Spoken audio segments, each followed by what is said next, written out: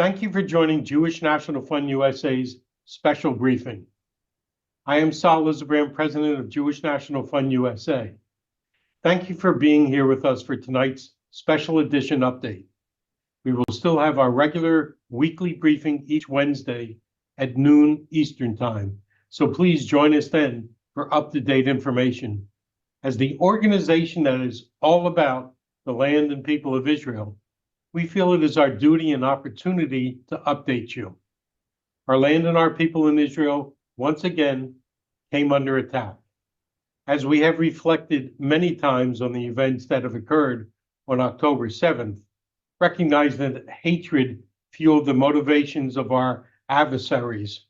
We still and always believe in life.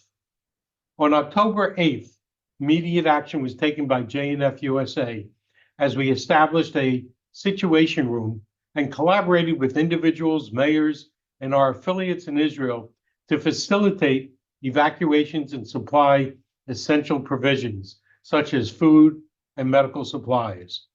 Promptly, when families from the northern region of Israel were evacuated, we continued our ongoing support in the form of after-school activities, educational initiatives, mental health therapy, and various other services. Right now, we have over 100 MUS high school students who are in Israel studying. We also have 87 volunteers who were to meet up with a larger group of over 200 participants that were expected to arrive in Israel tonight for our volunteer mission. To date, 2,800 volunteers have journeyed with us to Israel to aid in its recovery and restoration, showcasing solidarity with the land and people of Israel. Recent events necessitated the immediate establishment of a response room to deal with the unfortunate cancellation of this week's volunteer mission. Before passing the briefing to our Chief Executive Officer, Russell Robinson, I extend a special appreciation to the Israel Defense Forces, our valiant protectors. Yesterday, Israel witnessed one of the most significant barrages of simultaneous enemy missiles ever launched at a country. The Israel Defense Forces courageously safeguarded our nation. The young individuals who dedicate their lives to protect not just the nation of Israel, but also Jewish communities worldwide deserve our gratitude, and I extend my heartfelt thanks to them. On tonight's call, we will hear about our work on the ground. We will also be briefed by Gadi Ezra, and I will close tonight's briefing with a special video presentation and prayer. Now, I invite our CEO, Russell Robinson. Russell? Thank you, Saul, and thank you, everybody, for joining us tonight. As Saul said, it's been an unbelievable more than 24 hours. But I want to be able to tell you about our people that were on the ground and the work that we did from the very beginning. As Saul explained, not only do we have people in Israel, we have our MUS high school students, 16 and 17-year-olds in high school. We've had the school open for over 3 months. We have not stopped doing what we do from October 7th until today. And I just want you to know who's doing it first. First, let's talk about our Israeli professional staff. Sometimes we forget they have families as well. They have children. They have uncles and aunts and grandparents and parents. They have friends.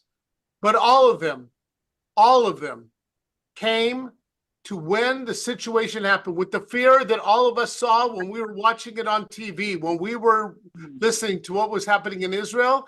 They were mobilizing and helping our people on the ground. It is what they do.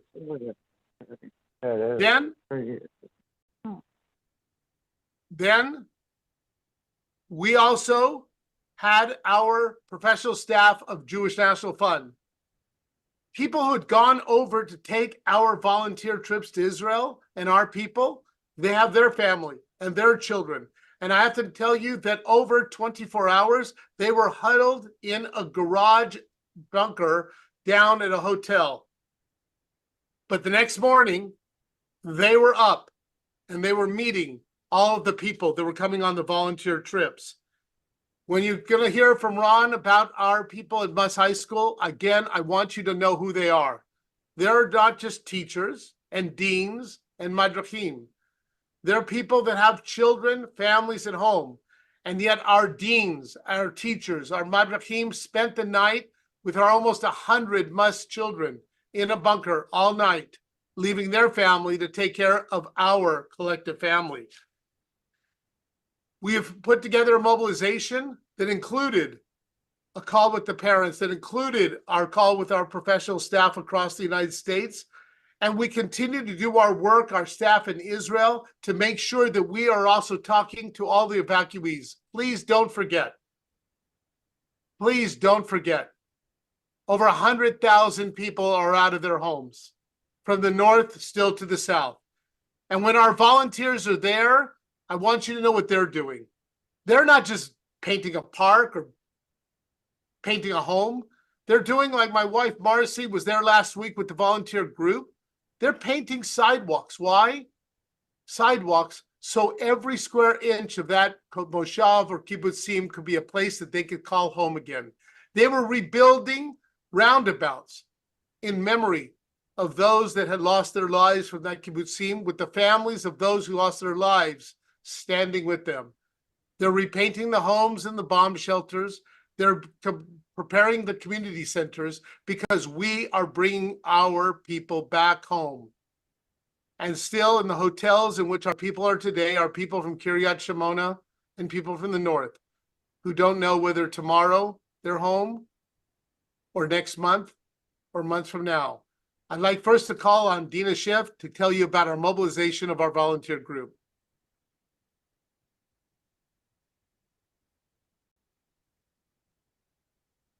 Thank you, Russell. Sorry, took me a second to unmute. With a very, very heavy heart, we had to do a first for us, which was to not cancel, but rejigger our 11th volunteer mission. But these are unprecedented times between the attack from Iran, the shutting down of Israel's airspace, and communication from the Home Front Command, both from Israel and the US State Department, warning us to shut down travel. It put us into a position where we had to keep the safety of our people at the forefront.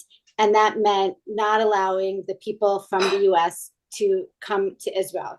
But that meant there were 87 people already in Israel waiting for this trip to begin. Immediately, members of the JNF USA professional team ran to Tel Aviv, to the Carlton Hotel, to create a situation room where they would be a resource for people.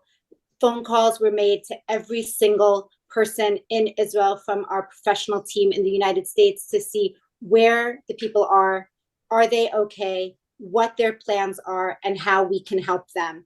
In the morning, we moved people over to Tel Aviv, to the Carlton, where we had meetings and briefings, and we informed everybody of what we would do. We would continue the trip. They would be able to stay in Tel Aviv at the hotel. We would provide them with 3 meals a day and as much activities as we would be able to. We also said if people would like to go home, they would be encouraged to do so, and we would help them in any way that we can. So we try to continue and make possible for the people to stay as much as comfortably as possible, and we will provide services and activities for them as much as possible to try to recoup as much as possible of the trip. So that is the situation, and the JNF USA professional team in Israel has been amazing with helping everybody and creating an atmosphere of connectivity between all of the participants. And I must say that most of the people who are there are wanting to stay and volunteer and continue out throughout the week. Thank you. Thank you, Dina. And you should know that as well, that we've had a mobilization of public relations as well. And not only Dina was on ABC News, but we've had Boaz, Meir, we've had Yael Leviton. If you haven't seen, we're going to put it on the chat. Please share the chat on your social media. Share the chats of all of our messages on social media. We have to get the word out about what the Jewish National Fund is doing, but also the beauty of Israel. I'm calling on Ron Werner to give you a quick update of what we've done with the Muss High School.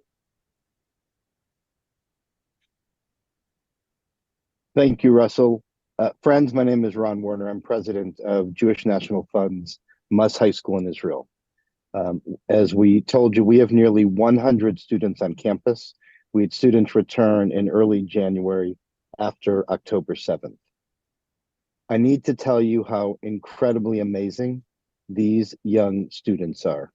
Years ago, I used to refer to them as our future leaders. And I have to tell you, they are our leaders today. These students are fearless. They want to stay in Israel. They are providing strength to our magical staff. We often talk about Muss Magic, and one of the components of Muss Magic is the dedication of our educators. Our educators didn't stay with their families last night. They stayed with our students in a bomb shelter. And when we spoke with them earlier today, they told us that it was our students who were providing them comfort and inspiring them. When we talk about building our next generation, we are really doing that today. And as we see what's going on with our war in America on college campuses and now in high schools, it's very clear that the answer to our future is through educating our youth, through solid Zionist youth education, through long-term study in Israel, and that's what we do. We are blessed to have incredible dedication from the staff. We met with our staff earlier today as they were starting their day. We then joined and met with the parents of the 100 students, telling them how we were protecting their kids, how we were looking out for the safety and security of their children, how we were prepared to move them into shelters, how we communicate with the home front command. This is a full court press of lay leaders, of professionals.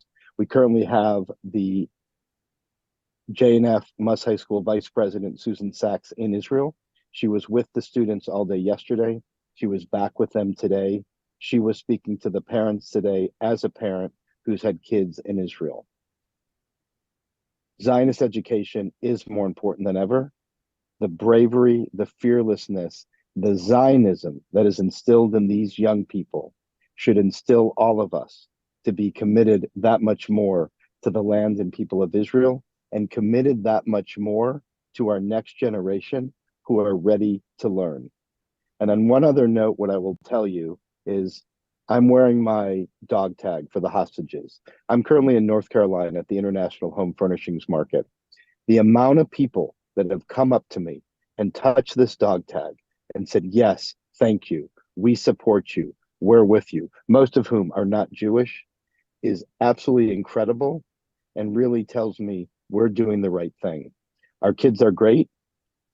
We're not sure what's going to happen with them, but we hope that they all come back after the Pesach break. We're going to be staying on top of all the issues, constantly communicating with their parents, home from command, and doing the right things for our students. We have always said the safety and security of our kids is the most important thing. That's what we do from our professionals and our lay leaders. Thank you for your support. Thank you, Ron. Thank you for the being there for the leadership. I just want to mention a couple of last things. Number one, as Ron said, it's 191 days. 191 days. We have to keep telling the world we cannot have them forget our hostages, and they have to come home now. You have an opportunity to still sign up for any of our volunteer trips that so far are going now through December. Even this Pesach, we have over 180 people signed up who are going to be in Israel during Pesach for one day.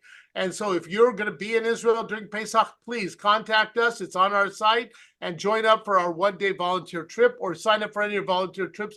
And if you haven't done it, We're going to have our global conference. It starts November 14th. It's the largest gathering pro-Zionist conference in the United States.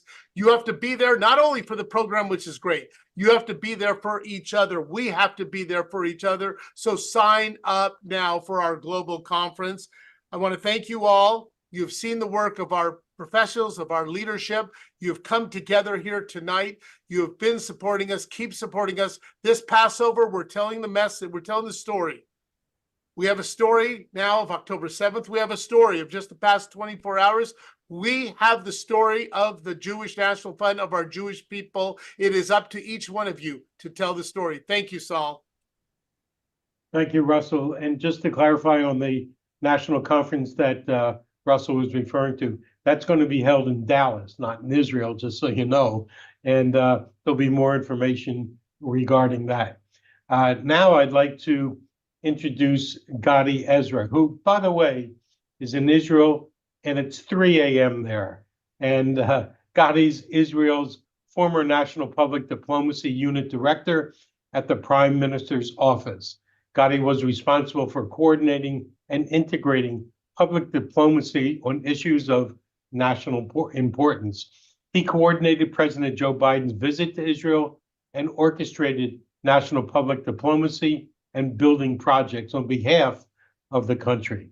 Today, he is an often requested commentator for Israeli and foreign media on national security and diplomacy. His debut book, 11 Days in Gaza, describing his team's experience in Gaza, will be published soon. Gadi? Thank you so much, and good evening to everyone, or good morning. Depends on wherever you are on the globe. Russell, my friend, you said it's 191 days. Unfortunately, here it's 192 days already, and it's heartbreaking. But I wanted to begin by thanking you all as a big Zionist family for dedicating your time and well-being for the protection of our joint homeland. Today, what I'm going to do in the next following minutes is try to give you a strategic briefing regarding the implications of the Iranian attack on Israel 2 nights ago. Well, you don't need to be an expert to realize that the Iranian attack on Israel was historic. Because for the first time since the Iranian Revolution in 1979, the Ayatollah regime violated Israeli sovereignty directly without using any of its proxies such as Hezbollah or Hamas. Iran, in this sense, has created a new equation for its conflict with Israel. Now, likewise, the ability to counter hundreds of Iranian missiles and drones was also unprecedented, as it resulted from an American-led coalition, which included the UK, France, Jordan, other countries as well. That, by the way, coalition was originated in the Abraham Accords and continued with multiple defense regional agreements. This pivotal moment bore strategic implications that exceeded the sole interests of the state of Israel. And in my belief, these are the top 5 implications. First, the response to the Iranian attack on Israel could affect geopolitical relations as we know them. The Iranian attack on Israel was not only a local or regional event, but a multinational one. In an era of global war where the US is on one side and Russia and China are on the other, the Israeli response will reflect the US's credibility as the leader of the Western world. In other words, if you'd like, it will define Western assurances regarding any country deeming itself part of the free world. Indeed, President Biden warned Iran from attacking Israel by declaring yet another important don't. Well, they did. And now the world is watching. An aggressive response may lead to anarchy and force other players in the arena. A soft or a lack of response could teach Iran and its allies that acts of aggression could occur without consequences. A restrained reaction to such a violent act of aggression in a world in which Russia had already invaded the Ukraine may be one step too far. The secret here, hence, will be to find the right balance for deterring potential chaos agents such as Iran, yet not to escalate the already sensitive reality. Secondly, what happened 2 nights ago is that Iran endangered its two most significant investments, the Islamic Revolutionary Guard Corps and the nuclear program. The first is an active ongoing project which embodies not only a core element of the Iranian DNA, but also the most significant terror group in the world. The second, the nuclear program, is an Iranian aspiration that is too close to realization. Israel, which lost substantial portions of its international legitimacy following the continuous war in Gaza, could use the momentum of international support not only to respond to Iran kinetically, but to label the Islamic Revolutionary Guard Corps diplomatically and legally as a terror group. Moreover, it could encourage the entire US-led coalition to compose a joint plan to counter the Iranian nuclear program just before its completion. Of course, a vital element of such a program will have to include the encouragement of the Iranian people to demand their liberty alongside unapologetic and decisive moves driven by the understanding that a nuclear Iran is a threat to the free world, not just to the state of Israel. The third implication concerns the potential misuse of international law to undermine countries' territorial integrity or political independence. Now, the Iranian narrative during the attack was fascinating as was its audacity, if you think about it. Because looking at the language it chooses to use, it was clear Iran attempted to differentiate itself from its terrorist proxy groups and portray itself as a legitimate sovereign state in an act of self-defense. Two unexhaustive indications for that were given while the drones were actually in the air towards the state of Israel. The first was a tweet by the Iranian mission to the UN, which declared that, and I'm quoting, that the attack was conducted on the strength of Article 51 of the UN Charter pertaining to legitimate defense, end of quote. This article embodies one of the two exceptions alongside a UN Security Council authorization for prohibiting the use of force. The second indication was an Iranian declaration regarding its intention to hit military targets only. This is, of course, an act the language of a wolf in a sheep's clothing. Because accepting this notion that a country could launch 300 missiles and drones and I'm quoting, in response to the Zionist regime's aggression against our diplomatic premises in Damascus, end of quote, undermines the core purpose of the United Nations, which is to prevent wars from happening in the first place. Allowing this notion will open the gate for any country to cynically use Article 51 of the UN Charter in a reality where the UN Security Council is under a constant deadlock anyway. The fourth implication is that normalization between the Saudis and the Israelis is more likely than ever. You know, the world of October 6th has presented us with the breathtaking possibility of normalization between the two countries. At its core, there was a triangle of interests. Plainly speaking, the Israelis wanted to enjoy a relationship with the regional power. The Americans knew they could place a condition this with advancing a solution to the Israeli-Palestinian conflict. And the Saudis wanted, in return, among other things, a security agreement with the Americans resembling those with the Japanese or the South Koreans. The Iranian attack on Israel provided the Saudis with a display of capability of such an agreement demonstrated against the very same enemy they wish to protect themselves from, Iran. In this sense, the attack on Israel is likely to enhance normalization with the Saudis, not to diminish it. The fifth and last implication I would like to touch upon is that Israel must learn that there are no gifts here.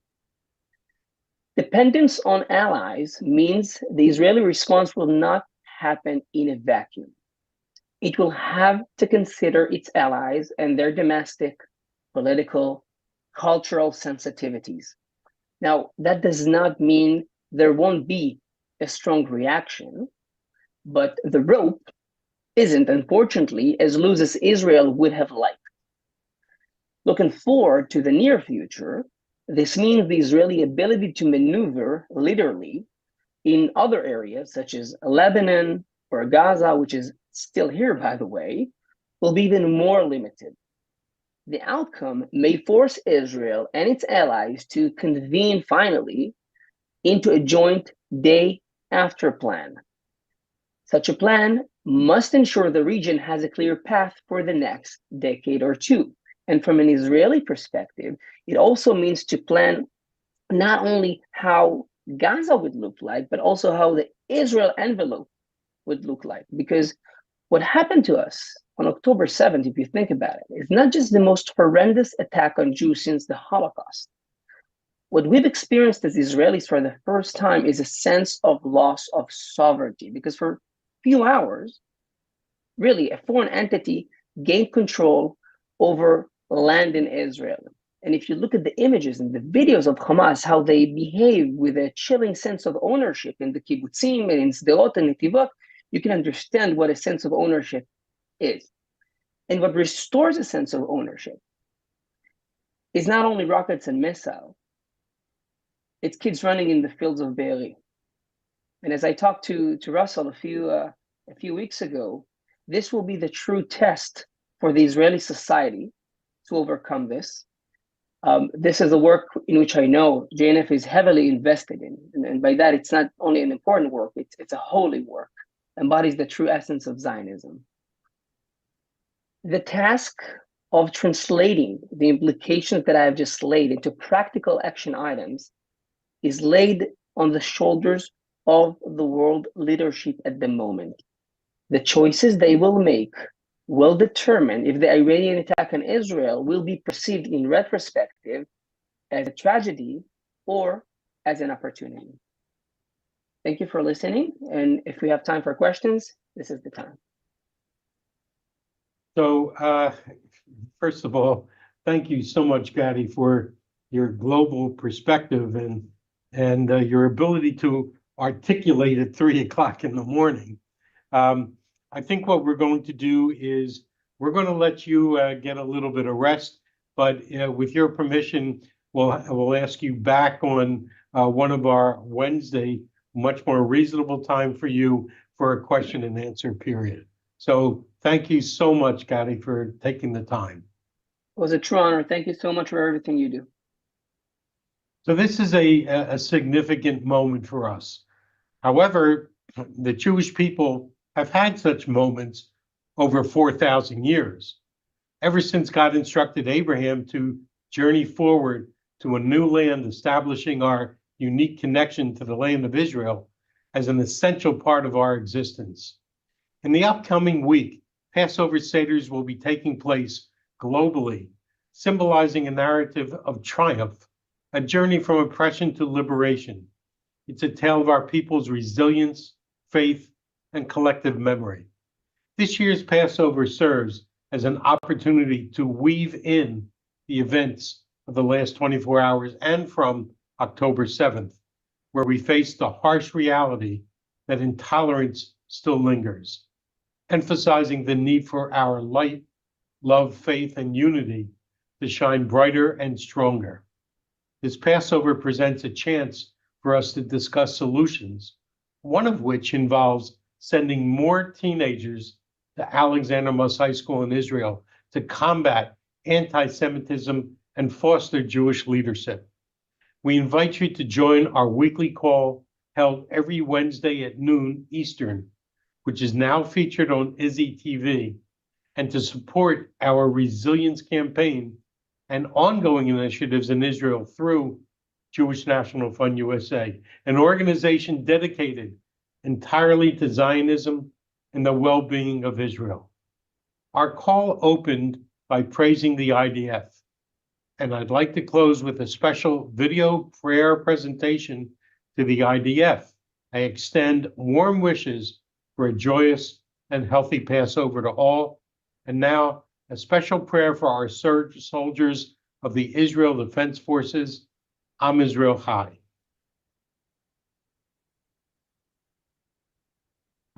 שברך אבותינו, אברהם, יצחק ויעקב, הוא יברך את חיילי צבא הגנה לישראל.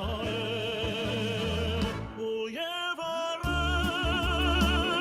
את חיילי צבא הגנה לישראל. הוא יברך את חיילי צבא הגנה לישראל.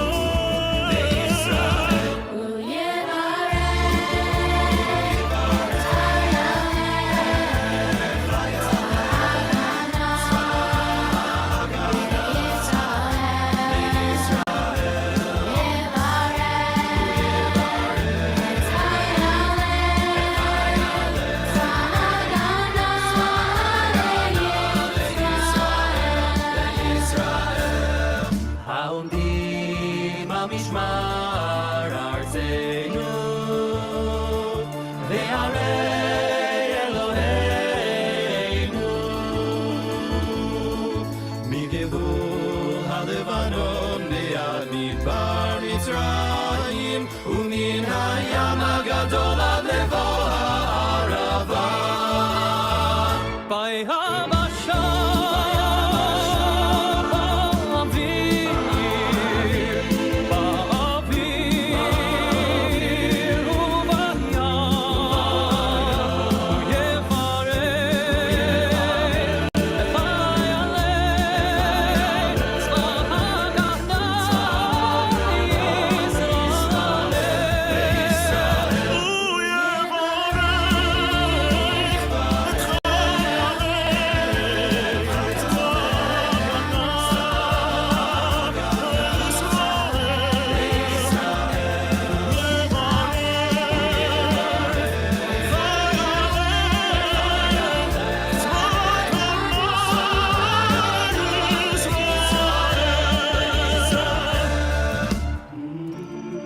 ייתן אדוני את אויבינו הקמים עלינו ניגפים לפניהם.